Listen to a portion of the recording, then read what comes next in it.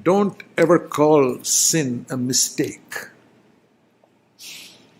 You know, there's a group of Christians, I don't know whether you know of them, who preach entire sanctification. That means God does a work in you and your whole being is entirely sanctified, and after that, you don't sin. And believe it or not, there are people, it was a twist of the doctrine that John Wesley preached. I mean, John Wesley didn't preach that, but people through the years, twist it, and I've met people like that in India, missionaries and others who taught Indians that, and those Indians would live in sin and think they were free from it. And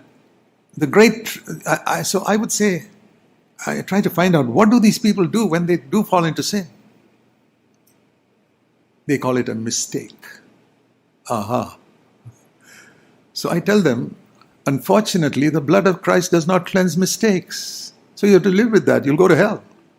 The blood of Christ only cleanses sin. If you call something a mistake, let me tell you in Jesus' name, you will never be cleansed from it, in time or in eternity. Do you call something a mistake, which was a sin?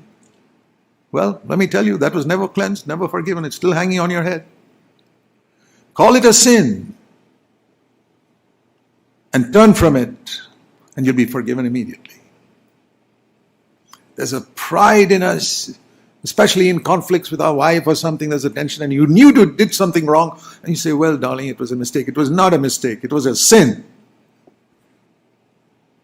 God requires ruthless honesty. That's a great lesson that I learned in my life, which was